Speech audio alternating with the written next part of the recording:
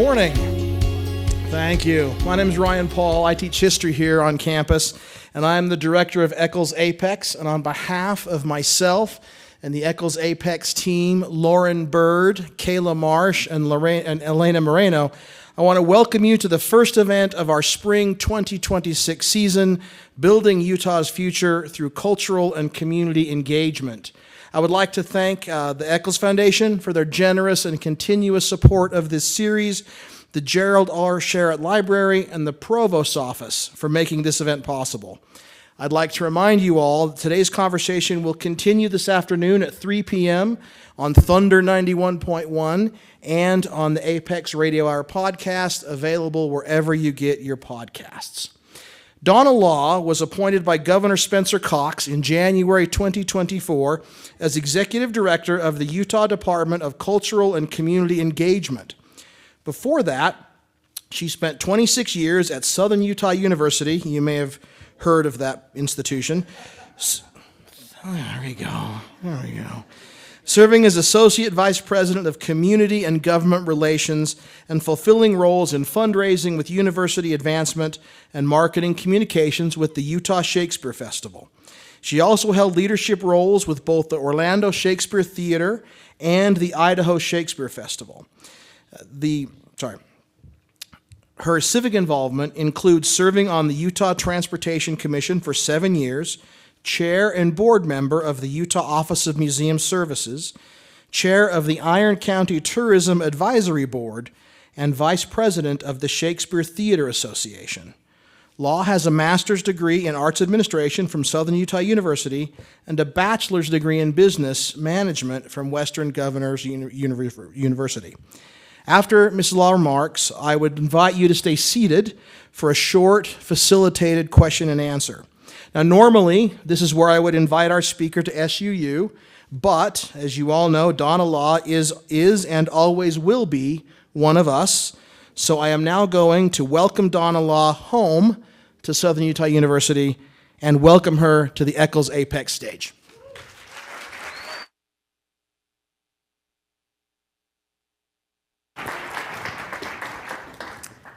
This is almost surreal because this is home. I kind of want to cry right now, so if I get emotional, it's because I can see so many good friends here today. I feel the love and support. I'm totally humbled, totally honored to get to do this. When Ryan invited me, I'm like, do you not have anybody else you can call on? And he so kindly reminds me that I have a really cool job. I get to serve at the pleasure of the governor, and the work that we do in our department serves communities like this all across the state. So that's what I hope we get to talk about today. I look forward to Ryan's well-prepared questions, but I hope throughout this that I'll answer some of those. And guess what? If I don't answer all of your questions, you know how to get a hold of me. Even though I work in Salt Lake, my office is in Salt Lake, we have about 250 people who comprise the Department of Cultural and Community Engagement. Jana is one of them, and she's right here. I'll talk a little bit more about Jana a little bit later. Thank you for coming. 250 very committed people who serve in 9 different divisions. This is who we are, the Department of Cultural and Community Engagement. I'll talk about most of these divisions as I share our story today, except for I won't talk so much about the Pete Suazo Utah Athletic Commission. Anybody have an idea what we do at the Pete Suazo Utah Athletic Commission? Mixed martial arts. Yeah, we don't host the events, we don't put on the events. However, we have a team of 2 who make sure that every fight, hand-to-hand combat in the state of Utah, is fair and that the athletes are safe.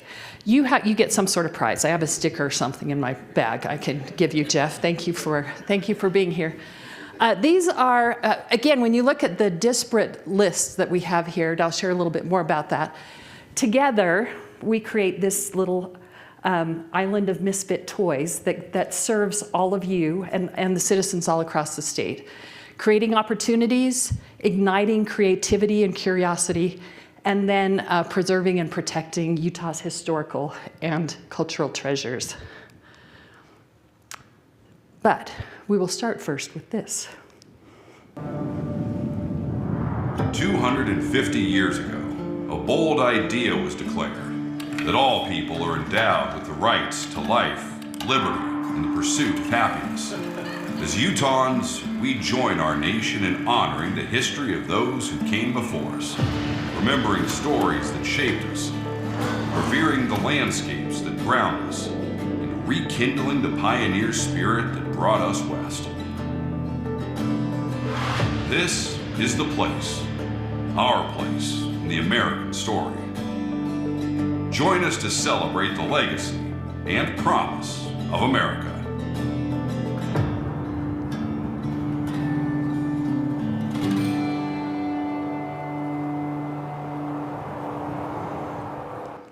You may have heard of this, America 250 Utah. Anybody not heard of this yet? Oh, you haven't heard it? Okay, so meet me in the hall, and I'll help fill you in.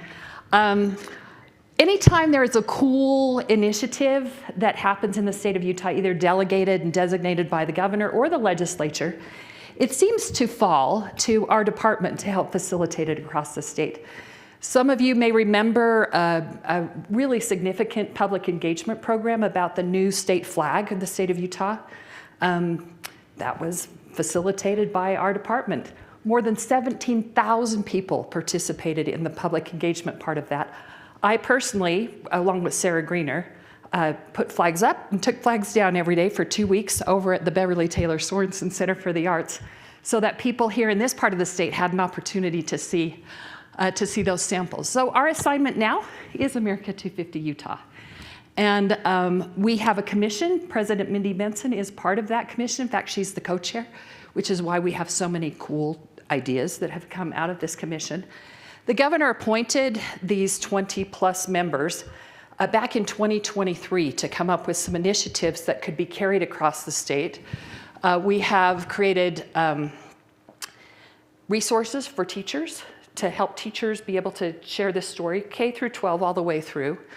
We have a traveling exhibit that, we have an exhibit at the Capitol that has also been created so that it can travel all 29 counties. And 6 of those are rotating across the state, thanks to the help of our traveling exhibit program through Arts and Museums. We encourage me and everybody else to move, not in their car, I do that weekly, to move 250 miles during the course of this year. So whether it's skiing, walking, riding, whatever you might do 250 miles of it, and we have a way we can track that. We're also encouraging service projects, 250 acts of service across the state. We have America's Potluck. You're going to get an assignment today. We just had a public speaking lesson from the governor, and he said, make sure you give assignments when you speak. Give them something to do, so I will have an assignment for you regarding America's Potluck when we close today. By the way, can I take this moment and just say I think I work for the greatest governor. Cedar City, y'all know Cedar City is a great place to live, right? I have to work in Salt Lake half of the month. I would only do this work for Governor Spencer Cox.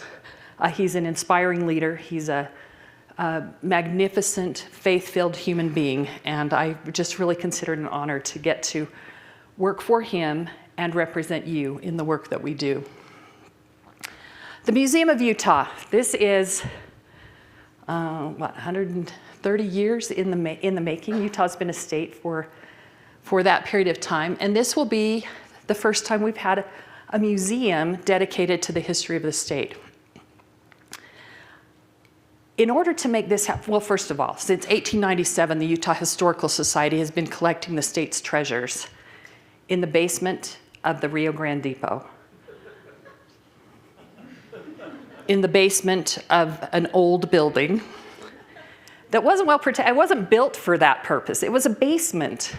Now, in this Museum of Utah, we have storage that is temperature, humidity controlled. It's so exciting. When I saw those shelves for the first time, I kind of cried. I'm an emotional soul, I guess.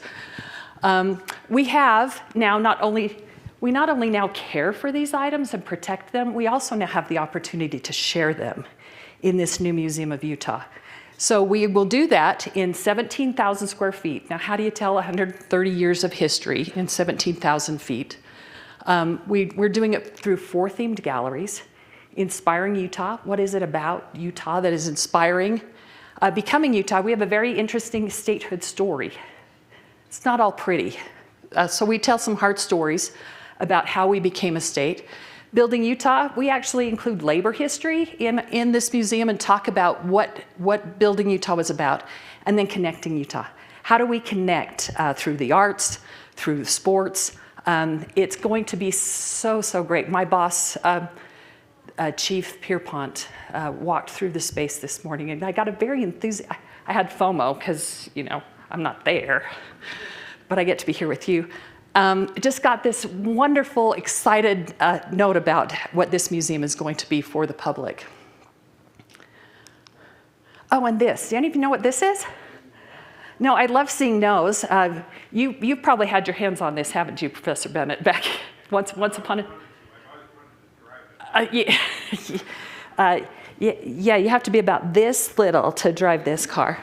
This is the Mormon Meteor 3. Once upon a time, this car sat on the first level of the state capitol. I remember seeing it when I went on my 4th and 7th grade trips to the state capitol. It will be back in this new, extraordinarily restored format, and we'll learn more about the car, the history of racing, the Salt Flats, how the Salt Flats relate to the Great Salt Lake. It's very exciting. So this is kind of the star of the show. The Utah Historical Society, again, the Museum of Utah is the public face of the Historical Society. And this is where I wanted to talk a little bit about how what we do connects in this, specifically in this community. When we first started talking about the museum, oh, I'm sure it's been talked about for decades, but they had focus groups all across the state. And I remember, Ryan, you were probably in that room too when we had a focus group over at SUMA and talked about, from our rural communities, what do you want to see? What's important to be shared in this new museum? So those kind of conversations have informed how the museum has come about. And then the museum is going to be a hub where people learn about Utah and then are actually also pointed to where they can learn more about Utah, like in our Frontier Homestead State Park and other museums across the state. We have history awards. Professor Paul's getting an award this year for being an amazing representative of history. It's very cool, actually. So I'm proud of you, and I'm grateful for the influence you've had on our team. We have a quarterly publication that's published, well, you know, quarterly, 4 times a year. And in the last year, we've had 5 stories in that quarterly representative of Iron County. Is Dr. David Lunt here? I'm like, oh, hi, I'm a super fan. And Crystal's next to you, I'm a super fan of you.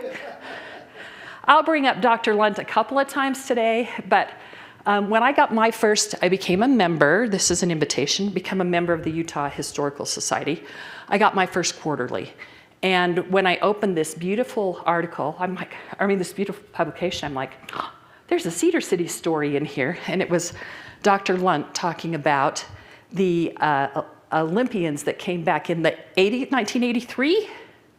87. Dang, 1987. I did read it. I'm glad there wasn't a test that day.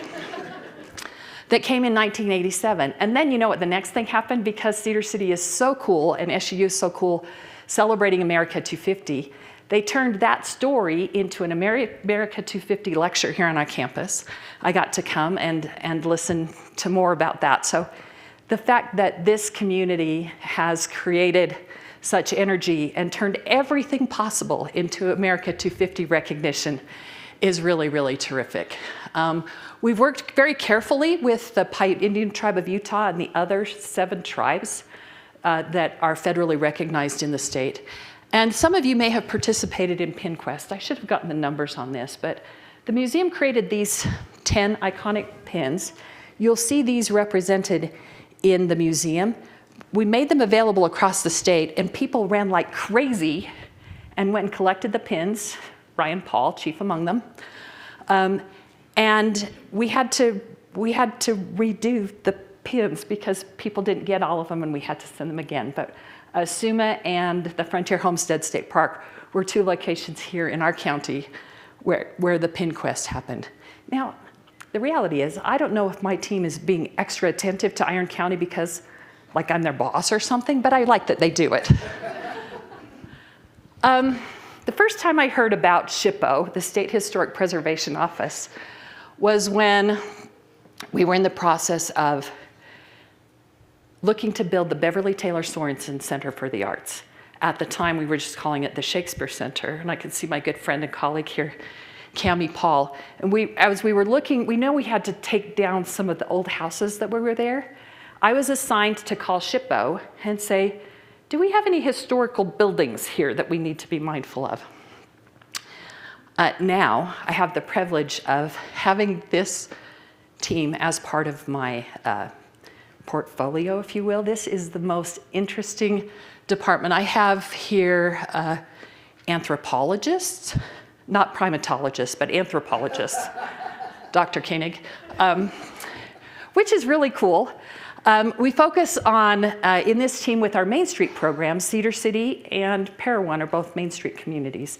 So we have the opportunity here to focus on historic preservation and how that impacts economic development.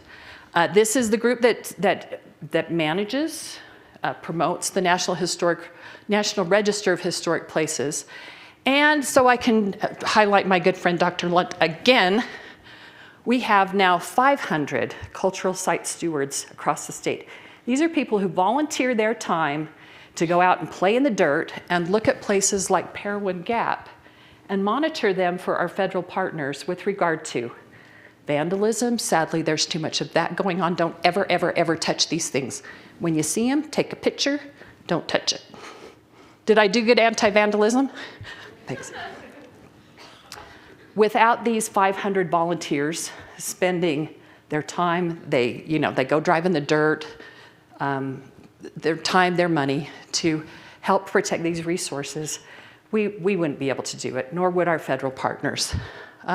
We also, through all of these programs, there are opportunities for consultation, training, grant funding, and things like that. So a little bit about SHPO. The Division of Arts and Museums is the one I was most familiar with when I took this job because having spent 13 years with the Utah Shakespeare Festival, this is a group that provides training for us. They provided grant funding for us.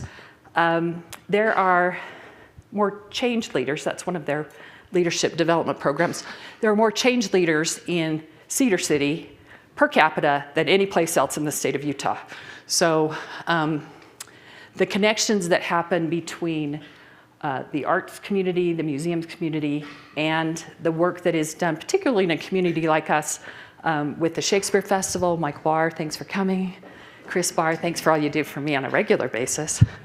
And the best thing I ever did for the Shakespeare Festival was hire Cammie Paul as my marketing director. What was the title? Marketing assistant? Marketing manager. Manager. Yeah, I did good. The Utah State Library is one of our divisions. Are you kind of getting the fact that there's some things that kind of relate and connect, and then others is like, how'd you get that? I don't know, but I'm grateful. We have an initiative this year from the governor's office, and hopefully with funding from the legislature, to make sure that our kids are reading. You know, we spend too much time connected to screens and phones, and we need to make sure that our kids are reading. And so tell you a little bit about how the state library impacts Iron County. We have a bookmobile. You've probably seen it. This, by the way, that's me in the right seat in a parade. The bookmobile is a parade element. That was Labor Day 2 years ago. Laurie Rigby is our bookmobile driver. She's supported by Lauren. Lauren is new, so I'm sorry, I can't tell you what her last name is. It's not Lauren Bird. Lauren Bird is back there. Thank you for your help today. The bookmobile visits schools. I visited a stop with them at 3 Peaks. Is 3 Peaks in elementary? Did I get that right? 3 Peaks Elementary. And just watch the kids devour the experience of climbing on that bus and sorting through the books and choosing what they wanted. Nearly 3,700 patrons. On the opposite end of that, the bookmobile also goes to Our Home, which is one of the assisted living centers here. And then we also go to Modena and Canaryville, so all the rural places. Nearly 50 or more than 50,000 items just in Cedar City and Iron County. So this is something that we do in partnership with Iron County, who actually sets aside money in our taxes to help support this effort. So when if you see the bookmobile stop somewhere near you, just hop on and say hi to Laurie and tell her thank you. And she's quite the community connector. We received a letter to the governor from one of her patrons here, thanking her for her effort. And one day she had a tire problem, I think, in Modena. And Modena, I don't know, population 8 or something, came out to rescue her, take care of the tire, and get her back on the road. So the bookmobile is an important part of what we do. In the event you don't know this, if you have a library card, which doesn't cost you anything, you just have to get one, you have access to Libby, which is electronic books, audiobooks. I become very smart driving to and from Salt Lake listening to audiobooks. Utah is the 12th largest user of Libby in the world. So good for you for your audiobooks. Remember, though, that it's important to read to children. You'll hear more about that in the media. The STEM Action Center, is Dylan here? If Dylan's not here, he's going to be in trouble. The SUU STEM, STEM Center for Teaching and Learning, did I get those words in the right order? We have a great relationship with the Utah STEM Action Center and SUU's STEM Center. In fact, again, and I don't think this is sucking up to me, but we have more STEM activities from the STEM Action Center in Iron County than any other rural county. And part of that has to do with the fact that the county here is willing to receive it and participate, right? We have STEM spots, we have hydroponics in 3 elementary schools, and this is where Jana comes in as our math mentors supervisor. She helps coordinate the service of more than 40 they're not AmeriCorps servers anymore, they're staff, right? More than 40 rural employees to help with math mentors. Now, I actually have a video of this. I probably should have put it here because it's only 3 minutes, but when a child is more confident in math, they can actually also help their parents be more confident in math. And when they're competent, they're confident. And that math learning, what do we call it, numeracy learning, is also very important when it comes to literacy learning. And so Jana, to you and the 46 who are blessing the lives of 2,100 kids, thank you so much for the work that you do. Very proud of what you do here. The reason I have your new STEM lab up here is one of the things we do through the STEM Action Center is provide grant funding to communities and projects. And we were able to help provide a little bit of funding to help support this new mobile lab that will be serving the rural residents that are served by the SUU STEM Center for Teaching and Learning. Hopefully I got that in the right order. The Division of Indian Affairs and Multicultural Affairs, these are 2 divisions that we have where we're specifically working with communities to make sure that services are provided. Again, we have 8 federally recognized tribes in Utah. This small but mighty team of 4 is helping to ensure government-to-government relations between the tribal leaders of those tribes and the government. And then this is also a place where we try to focus on helping the rest of the community know a little bit more about these tribal cultures. We spent a lot of time in the Museum of Utah to make sure that these indigenous peoples are recognized. So when you make your visit to the Museum of Utah after June 27th, that will be a great learning opportunity for you relative to these tribes. It's fitting, today is Martin Luther King's birthday, so it's fitting to be able to talk a little bit about the Multicultural Affairs Division. They support 2 different commissions. One of them is the Martin Luther King Jr. Commission on Human Rights. Did I get all the words in the right order? To help make sure that we are all mindful of things like his quote, "Everybody can be great because everyone can serve." And that is actually going to kind of be how I spend the last few minutes of my time with you. The team also does youth leadership programs and has a really cool website called Magnify Utah. And what they've tried to do is identify, and their charge was kind of specifically for new families moving here, for like at Hill Air Force Base, or new families that are moving here that need to maybe find communities new to them, different to them.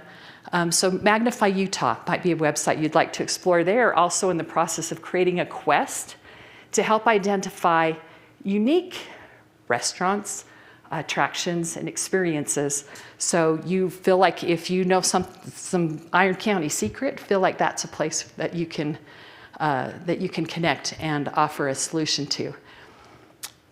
Lastly, I want to talk about You Serve Utah, which is the Commission on Service and Volunteerism.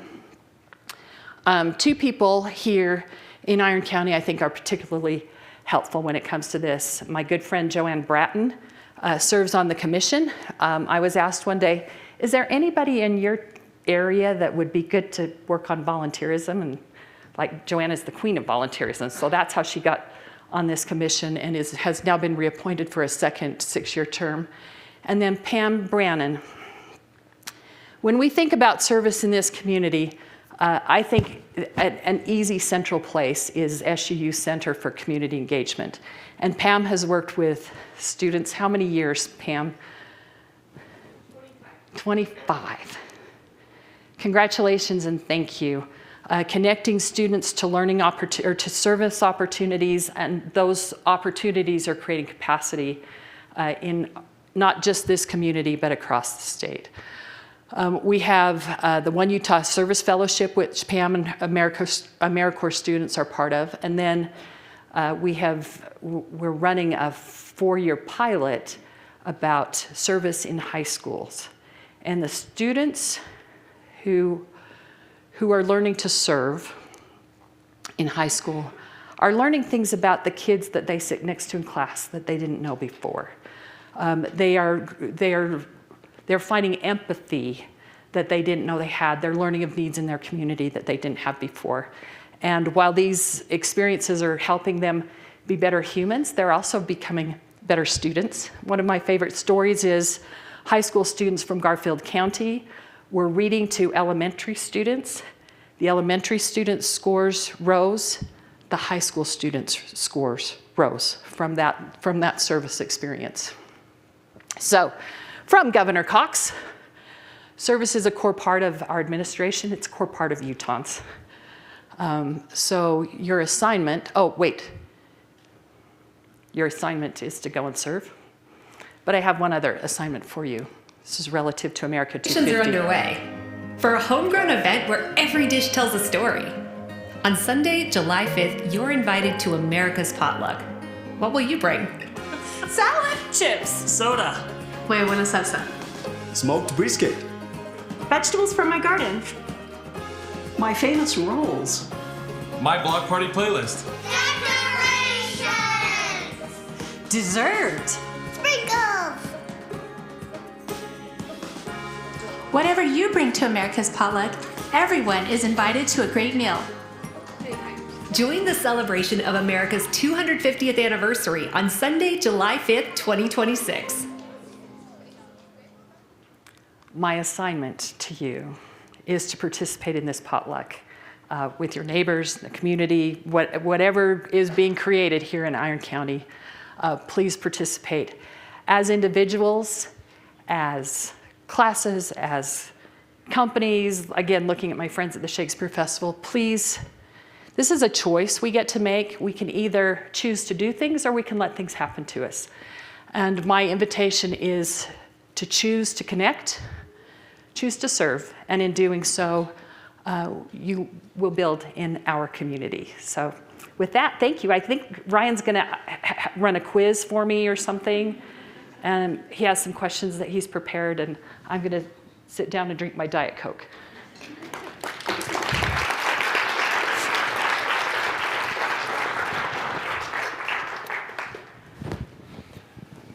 Do you know more than you did? I do know more than I did. Yes, I do. I know how much you love Dr. Lunt and Dr. Koenig. I learned that. So thank you all for being here. I think we should spend our time talking about the Pete Swarzell Utah Athletic Commission, The two people that make sure that fights are safe. which could be the most important two people on the planet They at very the right well time. could.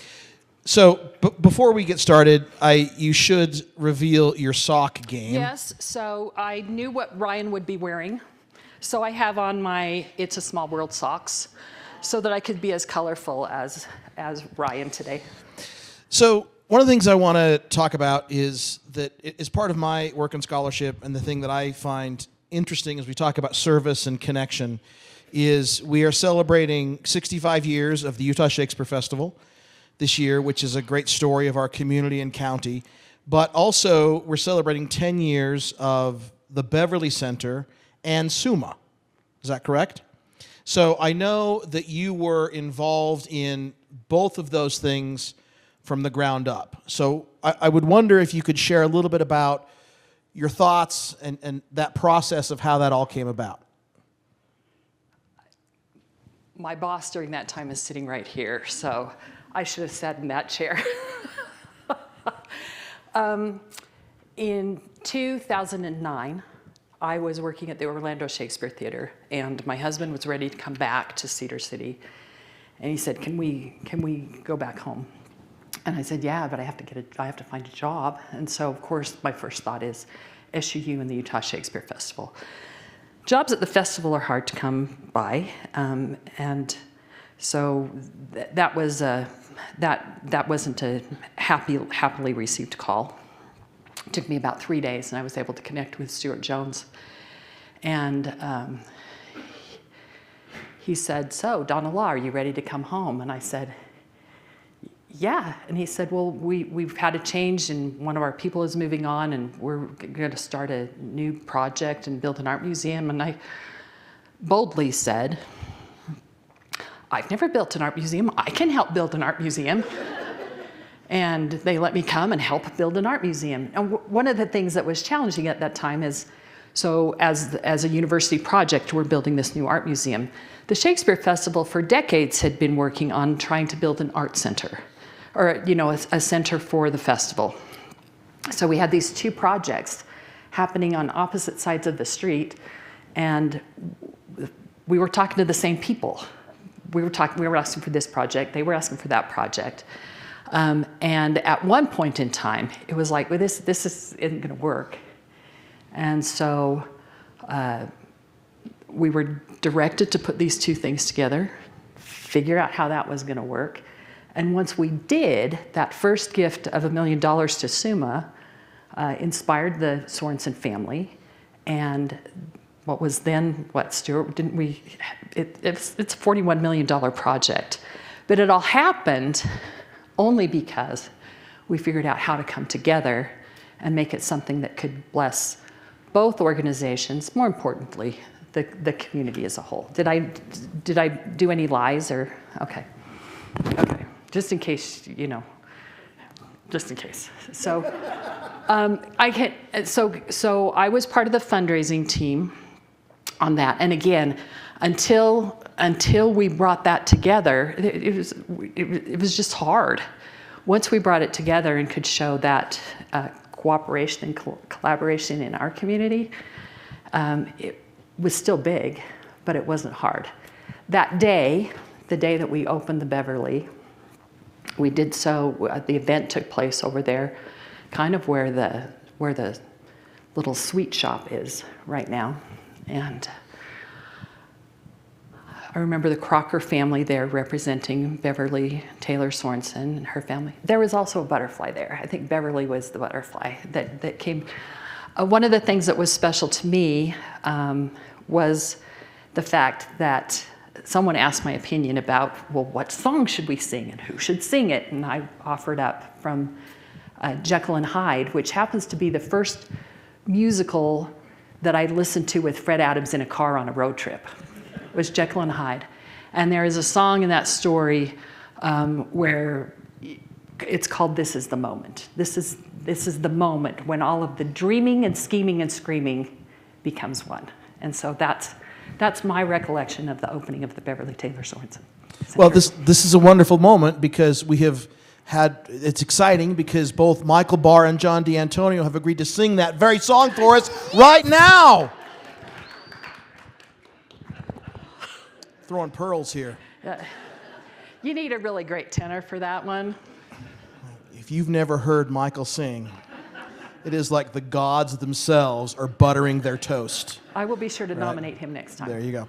So I would encourage also all of you here in town to spend a few minutes visiting Summa and experiencing the festival if you haven't done so before. It really is an amazing gift, not only to the community, but to the region as well, that I think elevated everything we were doing here. And I believe it was President Benson who now gives tickets to staff and faculty. I mean, it really is an opportunity to do that. And while we're on that same kind of topic, there are lots of students here in the audience, and I'm wondering, you've talked a little bit about things like site stewardship, but in your mind, thinking statewide, how can these young people get engaged in their communities, whether it's a campus community or the county or whatever? What are your thoughts that way? The first thing is you have to choose, right? You have to choose to see, you have to choose to look.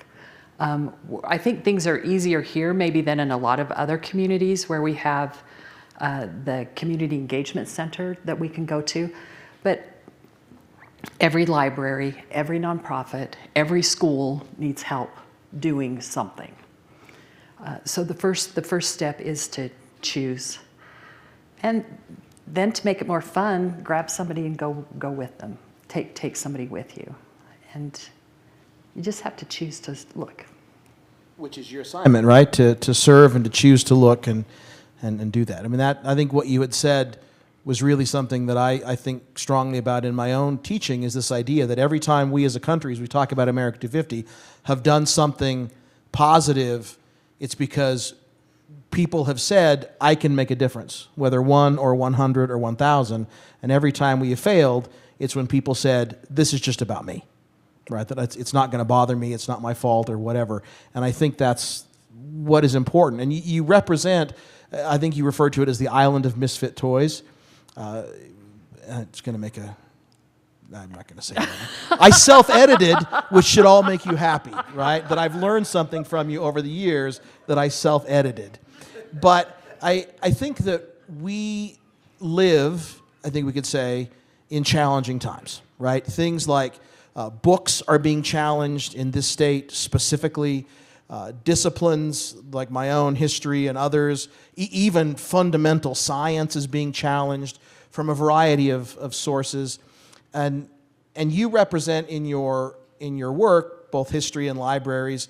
I mean, how can we find, how do you tell your people to have hope in these times when their chosen careers and even some students who are looking forward to going into some of these disciplines are being embattled?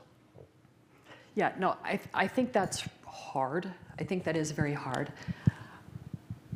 I think it's important to take a moment of empathy. Now, I happen to be like a very positive person. I'm a Strengths Finder. If you're familiar with that program at all, my top 5 positivity is in that top 5. So I have a hard time being negative anyway, but I realize that people need to have those moments to mourn or to grieve or to feel and be frustrated.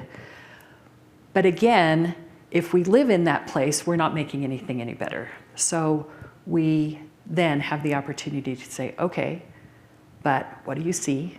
What can we do?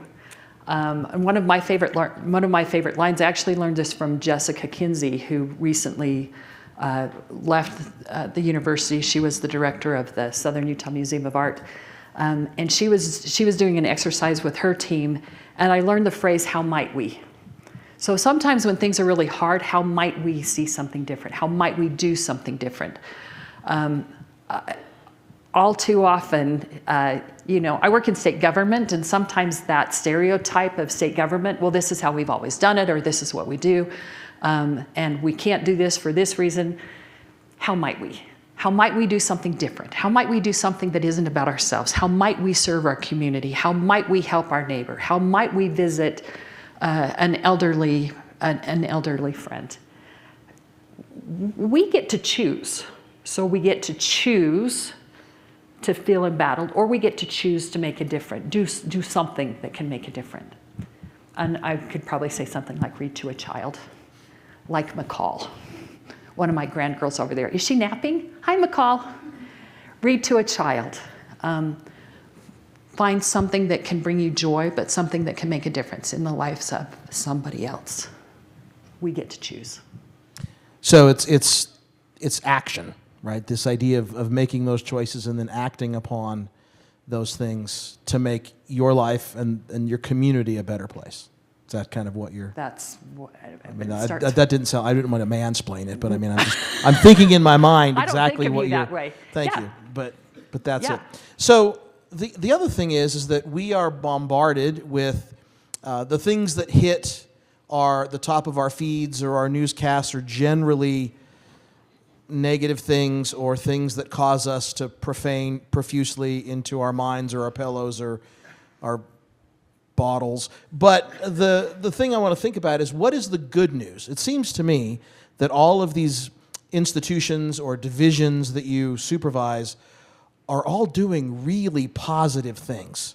And I think that we can talk about that it's important to learn to read, but there's a lot of other subsets there. I mean, there's this difference between, you don't just go A to B, you go A1, A2, A3, A4. So my question is, what is the good news? I mean, what are the things that some of these divisions are doing that we're not seeing? Well, hopefully I've made you more aware of something that you can see and someplace you can go. Walk over to Suma. Go to the Frontier Homestead. Learn something new about history that you didn't know before. I would dare say, having read a lot of the world, a lot that's come from Governor Cox, put down the damn phone. Don't let it be about what you're being fed. You're being fed the negative because the meanness, the madness is what makes you keep scrolling. Don't do that. Go to a website of your choosing that has something good to do. You saw a little plaque there that said "One Kind Act a Day." That movement has originated in Utah. It can be little. It can be, look, I keep looking at McCall. Do something. Get off your phone. Get off your phone. You can find the good news by not dwelling in the negative news that's being fed to you. You can, Jeff, you're always, our friendly media representative here. Jeff is always writing good stories. So go to the real news sources, not just the media. Pick publications that are meaningful to you. Go seek the good. Don't get stuck in the scroll. From Governor Cox, who's taking phones out of schools, along with the legislature. He's taking the legislature out of schools? No. Wow. Boy, it's all about punctuation. What a world, huh? You've got a great laugh. Thank How you for exciting. sitting so close that we can hear you. Yeah. So, two more quick things. One is I'm always thinking about, I reflect a little bit off and on, and there are lots of young people here, there are lots of older people here, so and in between and undecided. But my question is, we always talk about what advice would you give the rising generation, but the question that I'm really thinking about is, what advice would you give your younger self? And you can decide what age that's going to be, but where you are now, what you have done, what you've seen, what is your advice to the young Donna Law who is just starting her career or her future? Yeah.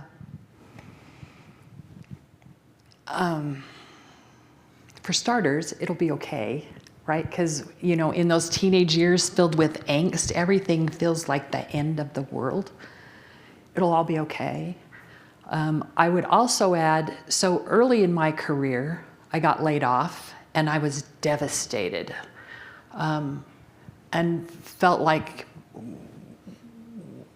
what else is there? This is what I thought was going to be my life, my career.